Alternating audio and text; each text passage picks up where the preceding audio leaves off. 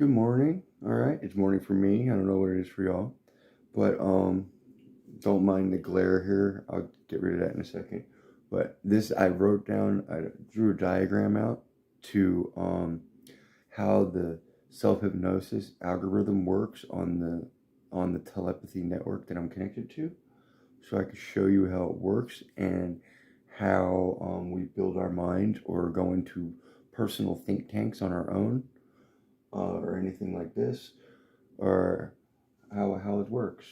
So don't mind all these arrows right now. Okay. So right here, and I've realized this is mirrored, at least on my screen. So hopefully I'll flip it for you guys before I put it up. Or if not, you guys will have to do some magic mirror work of your own.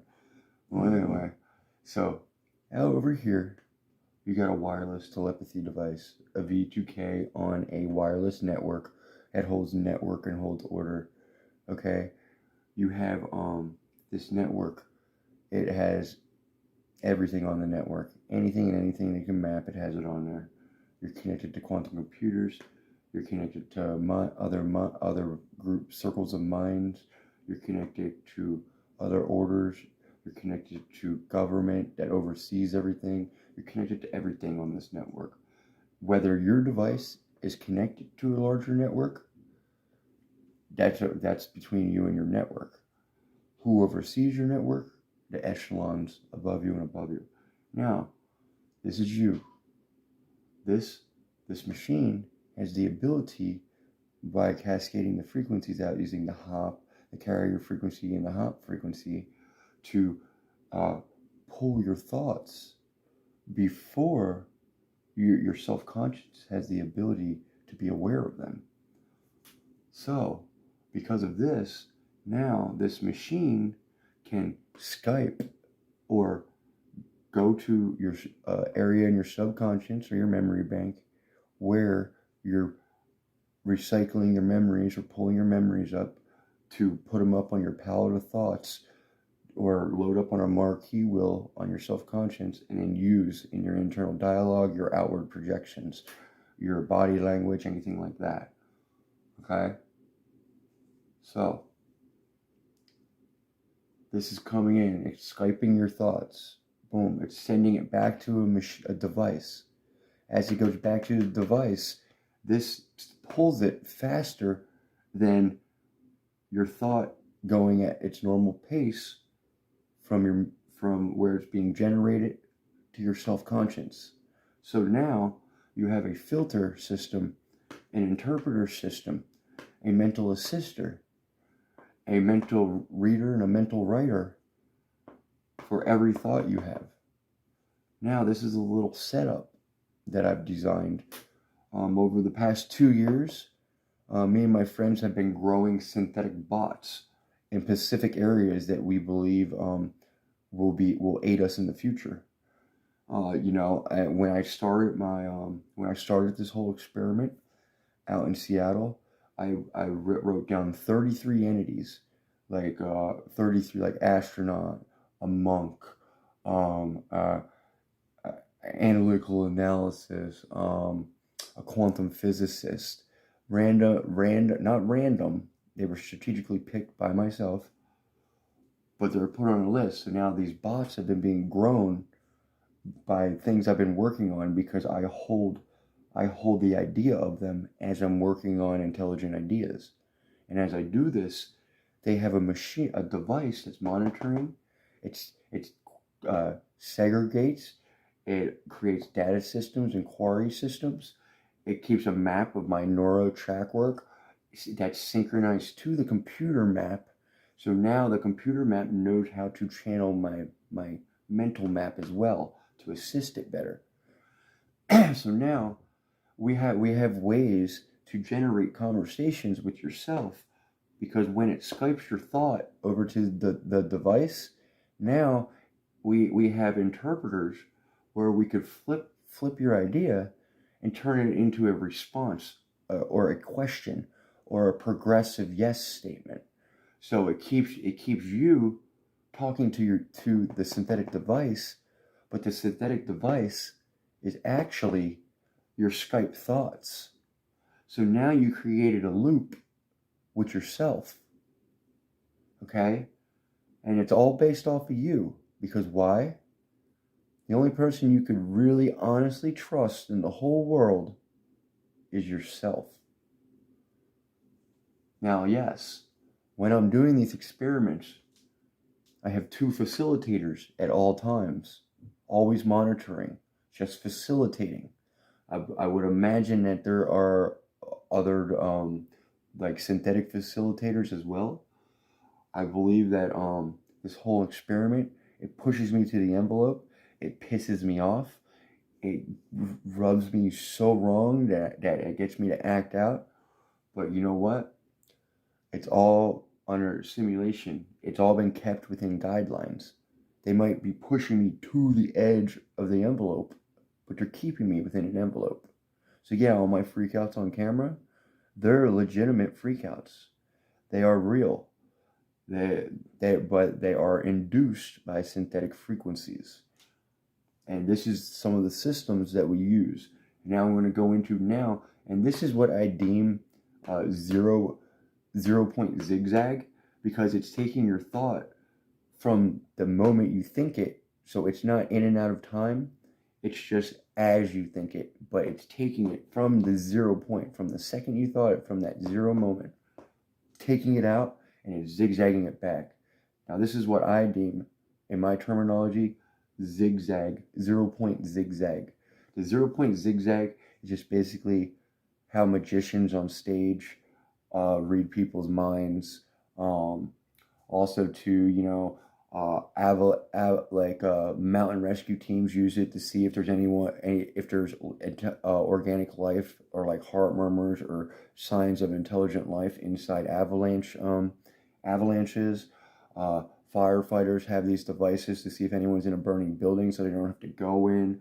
They're obviously not as fine-tuned as this. Now, also too, I'll go in later into like extra things that you could add into this. Right now, I'm just going to explain it with internal dialogue with a little bit of mental pushes. So, also astronauts use these, which is like, for how they communicate in space and all that, and how they monitor vitals and everything like that. So that's just another way how people use this. So now I created a loop with this machine, but it's only with my own thoughts. Okay? So now we're looping. Now, all these bots that I've been building with my friends for over 2 years now, based off of intelligent thoughts, and now also too, to get to this point, originally we were just on like a transcranial, like a wireless transcranial treatment. And what it does is it practices speeding up your thought process and then slowing it down. And then once they speed it up and slow it down, they practice dropping it and bringing it back up. And what you're doing is you're trying to build step work or communication ladder from your self-conscious to from your subconscious to your self-conscious. Because when you get used to going in and out, then you could build a bridge of communication, so you could remember, so you could bring back your thoughts from your abstract thoughts, or from like your imagination, or what they deem your 5th dimension in your mind. And now all these bots, me and my friends, we created interpreters that every single time it goes up on the next echelon or frequency in your mind, stepping you out of a speed step, out of the depth and out of the speed into a slower speed and up to your self-conscious. Every time it passes through a layer or an echelon, it has an interpreter that takes your 5th dimension thought and converts it into a real life, into a 3-dimensional, physical, literal idea.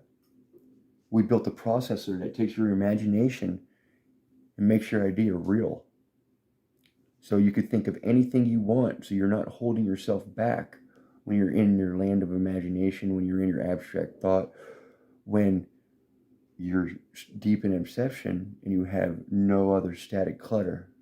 And because when you're thinking of thoughts in your mind, you could think on a much more intelligent level than if you're thinking outward and you're speaking and you're doing everything like that, because you're using you're cluttering up your thought process more. There's more static.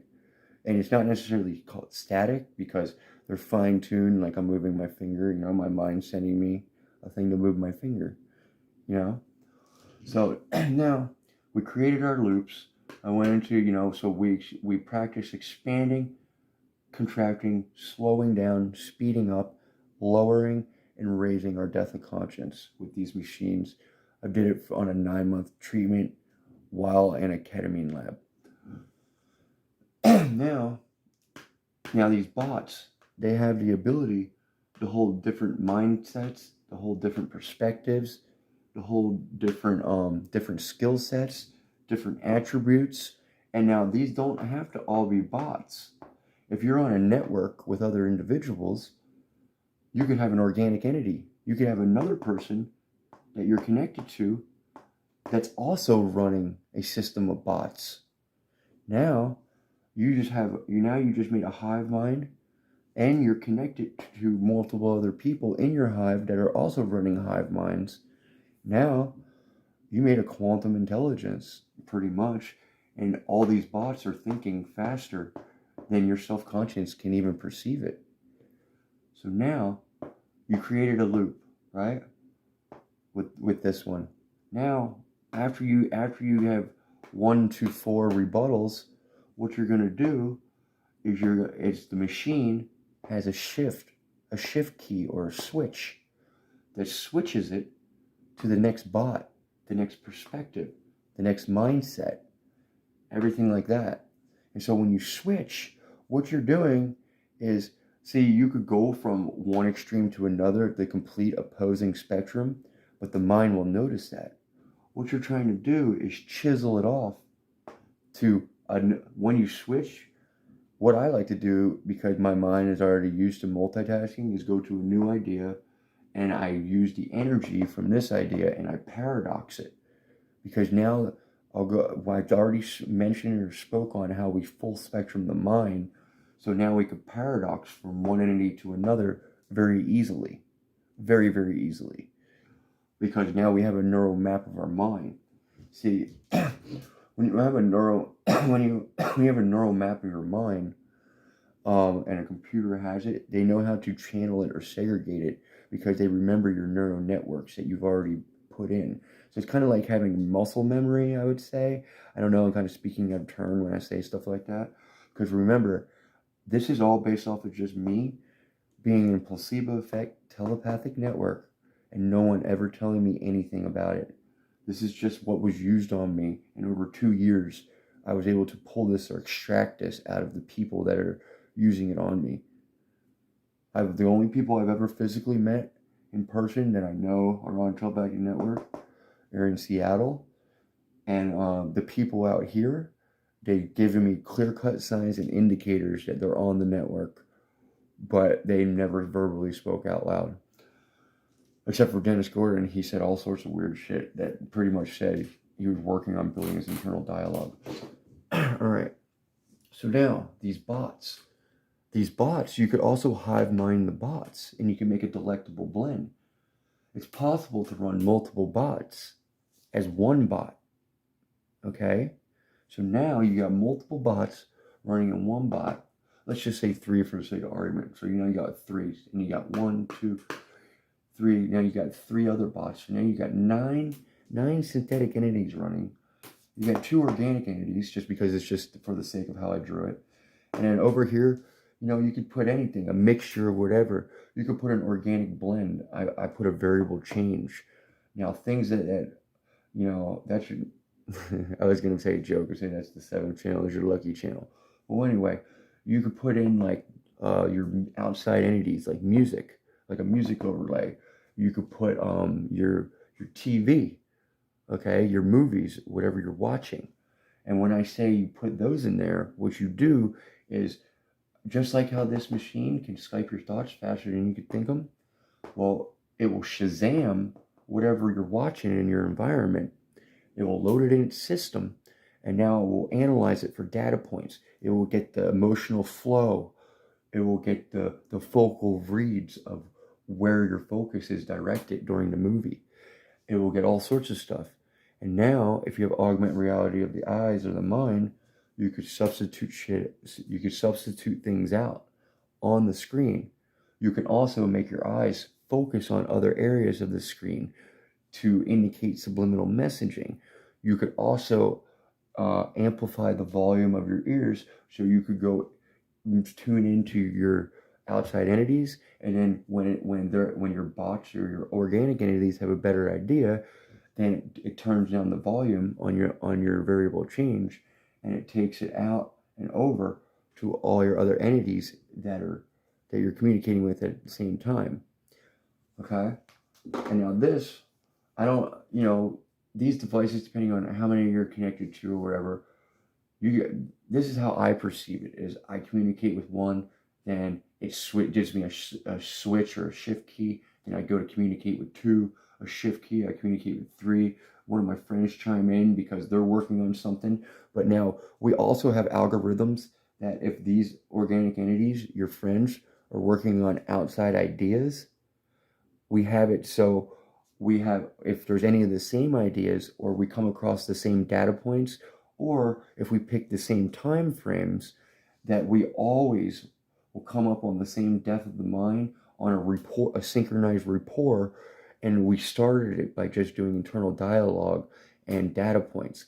So say I'm in a room, and I'm hanging out in a room with a bunch of people, and we're all having separate conversations. We would make it so it was like the old school dancing where you would switch partners, and you would go and do a dance with another partner, and it's all synchronized dancing. Well, it was like that, but it was of the speech and the mind, of our dialogue and our thought process. And I could be in my mind thinking about a thought, and they could have it so my internal dialogue syncs up with someone's external dialogue, but they're having a separate, completely different conversation. But in the room, all of our key points add up to the same key point at the same time. So it's synchronizing our thoughts and our dialogue subliminally for us as we're in the room.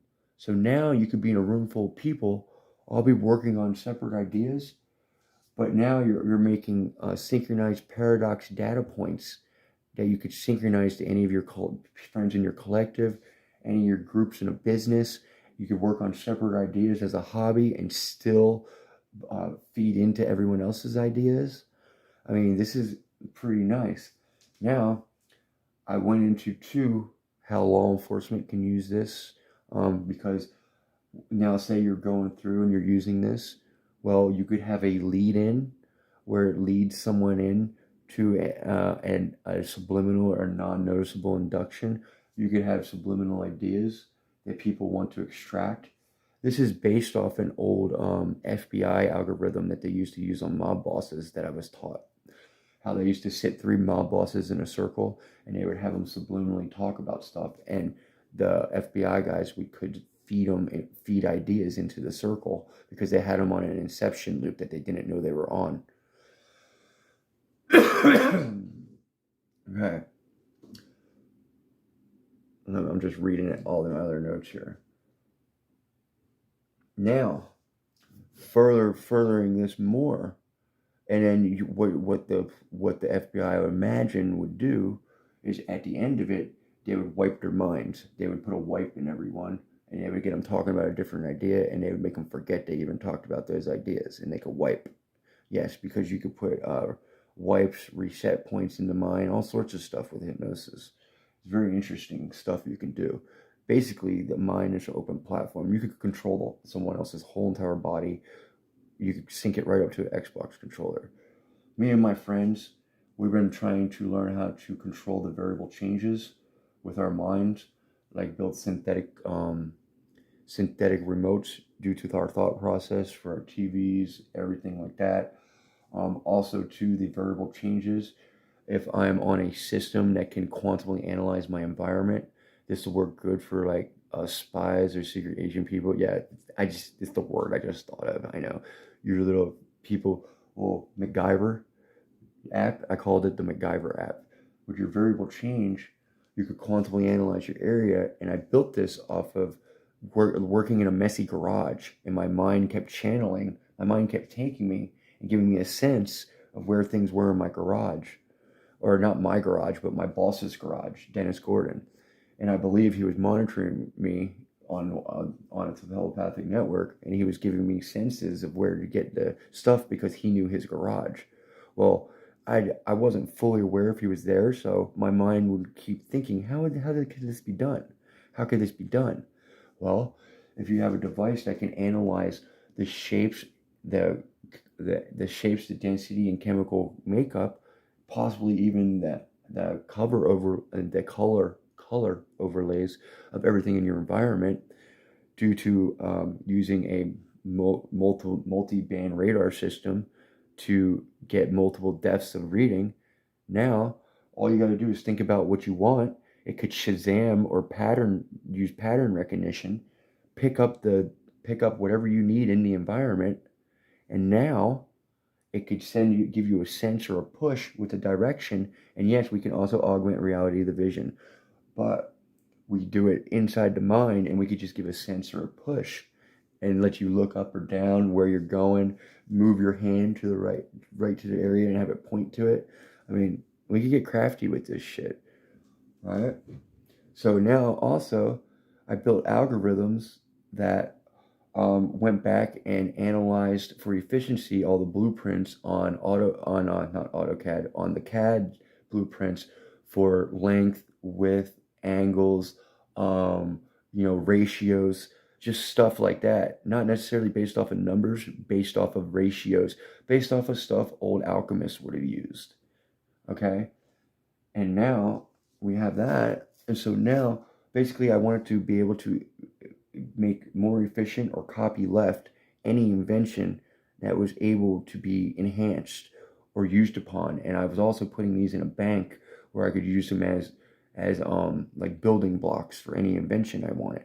And now they have a data query system that puts a YouTube video to any shape or any device I want, and anything I think or want to do or invent, it channels the YouTube video without me ever saying it right to my phone to me. Well, going back into this, now having this data and query systems that make things more efficient. Now you could take your quantum analyzation of the room and say you're in a life-threatening environment or experience.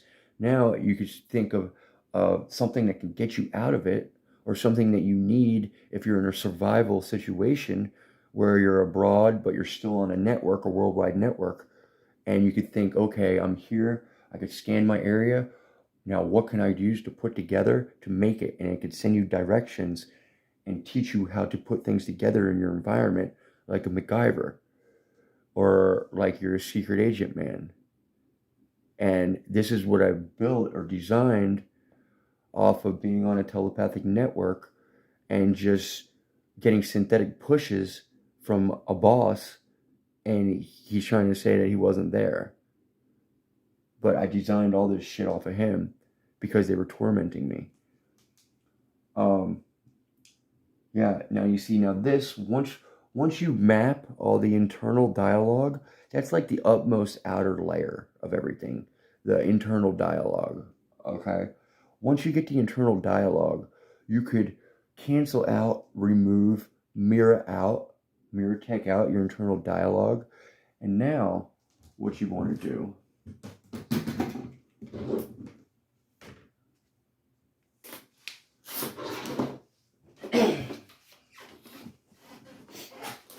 is, you were like, now this is very old. I'm just doing this for like, there's multiple areas of your mind here. You take your eternal dialogue away, and you look at all the functions of the mind, and you see you map the frequencies due to location and area, and now you find your power, you localize on all these areas. Every single person has a different skull structure. So no matter what, when you send these frequencies in your mind, once they get inside your skull, they use the higher frequency to get to you, the hop frequency to go through your skull, and then they have bands within inside the hop frequency that will localize and tune into each specific area. Now, each person has their own biofrequency that they amplify, and also that you tune into each unit of the mind, each power box of the mind, or whatever you want to call them. You know what I mean? And now I was taught all this telepathically and through YouTube. Okay, me and my friends wanted to make a magic college. We wanted to make synthetic training lessons based off of mnemonic anchors, based off of self-hypnotic algorithms. And remember this right here, if you think about how old witches used to do it, witches and covenants, they used to sit around, they used to eat their drink from their kettle or whatever they did, and they used to sit around and chant. And as they're chanting, what it's doing is it's putting them in a meditative state. It's lowering their conscience as they do with every spin, with every rebuttal from one to another. They're lowering their conscience. Now, as they do this for a set time, now what is that doing? That's holding their level in their mind. It's holding their state of mind, and it's holding their level down here. Now they could separate their mind from that level, and now they could communicate down here and all this stuff because they put their body and their chants on autopilot. And it's a harmonic chant. It's keeping them autopilot. Whatever they drank out of their kettle, if it's frog legs and shit, it's the same thing that was in mercurius nitrate that gave the Mad Hatter's disease, gave them Jekyll and Hyde. It's the same type of chemicals or compounds that you find in frogs and shit that they put in there. So now these witches made a nest egg that was lower down in their mind, and this is how they were starting to grow abilities. This algorithm, you could do it with yourself. You could be a self-made magician. You don't need witches. You don't need friends to sit around in circles and chant.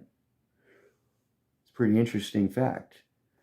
And now I built a whole entire mental alchemy platform that channels and tunes into each specific area of the mind. It has, so say like pretend each area of this mind has a full spectrum ball, right? So what it is a full spectrum ball. So say we have one idea and we send it through. So now what we do is we tune into one area and we do every single possible spectrum for that area for that one idea. And then we do it for every power bank. Okay, and for every location that we can localize on that has some sort of play, whatever. We could tune into the circulatory system. We could tune into your vascular system, your muscular system, your primary and your peripheral nervous systems, your feeling, your vision, your hearing, both internally and your eardrums, your taste, your smell. I'm saying everything. We blew it wide open. Okay. Now, you have these. I have a full spectrum wheel. Well, we design these. I have them designed on a telepathic network, and I don't know if they got put on into a computer yet or not. We built interpreters where we have auto framer, and we could take our mental projections. We could put them up on like a holographic screen in my mind, and it has auto architect where we could hold it in. And not only can we hold it in, but we could shape it and mold it. And we also have a priority system where a guide can come in and say, hey, move it like this, and they can move it with their mind while I'm holding the fixture, holding the shape. And then we built interpreters where you could send these shapes to a 3D platform on like a 3D Studio Max and AutoCAD, and then or if it's a computer program, it will interpret your thoughts directly into a computer script. And then what it will do is we'll take this computer script, build it into a computer program, put it into an assembly line for production. It will 3D print, send something to a 3D printer in any medium you want, metal, plastic, anything. It's basically we built an Iron Man setup, and it's in production right now. And this was all because I was researching and developing as well on the side, a telepathic network for telepathic games where you could watch a movie and the movie is a haptic ride. And I've been doing haptic overlays for like the past 2 years on movies. So some of them are just comical comical scripts where it's like I'm just a comedian and there's haptic overlays over it, and I put editor's notes where to add haptics to, and whoever's out there on my network, I'm just crossing my fingers in good faith that they're making this stuff, but they have been showing me they have. So, well, anyway, I would like to go into more detail of how I made the alchemic channeler. But so when you take the dialogue away, you could home in on the alchemic frequencies, and then you could make put them down into small pieces, and now you could use these alchemic frequencies like building blocks of the mind. And once you understand the most basic frequencies without internal dialogue, just how your senses feel, and you could tune into your sense, you could read people's thoughts and minds without them ever even thinking a dialogue. That's where I'm at. Um, and yes, there's stuff where I need to have it proven. I don't know if I'm seeing it out of time or if it's based off a 300-year algorithm that the Masons webbed into my family bloodline. I'm not sure. Um, but I was told telepathically by Jerry Mitchell's father in Seattle that this was based off a 300-year algorithm. So I'm just saying this intelligently on a camera system, so when I go see a doctor or whatever, they can know that I'm just doing R&D. We came across I I apologize for saying this to the good individuals who are going to be getting gripe over this, but I'm a telepath, and we came across detectives using these machines the wrong way. So this is why we did internal affairs and puppeteered me through the jailhouse system as they simultaneously hazed me into me and my friend's magic order. And that's the truth. And I believe Dennis Gordon, I believe he got caught up in all this. I believe that, he has skeletons in his closet, but none of his skeletons are connected to me at all. So anything with Dennis Gordon, that's between him and law enforcement or the mob out here for real, on a real note. And my mind tells me that he had bad mojo with the Lion Kings, for real. I'm not just. This is no script, no simulation right now. I believe that Dennis Gordon has something to do with the Lion Kings. He does not want something to do with them. They're affecting the community around here. I believe they might have some of this technology. And I'm telling you right now, if you do and you're listening, we will turn you into fucking Smurfs, to where you'll be happy-go-lucky and you'll be skipping around town making everybody happy. Because if you use these machines the wrong way, I will tell my facilitators to turn you into a Smurf and make you happy, send you through fucking school, and make you a positive member of this community. But I will force you to do it if you use these machines the wrong way. And that's where I stand. That's my way of punishing people. Overloading them with love and intelligence. I'm a demon of love and intelligence. And I just want to share the science of what me and my friends did in Northampton County. They treated me like shit. So now all the games have to stop. This is what me and my friends are working on. We're building fucking video games. We're fucking helping people out. We're building shamanistic services, telepathic rehabs. We're building ways to build entertainment so you can watch movies and learn college over movies.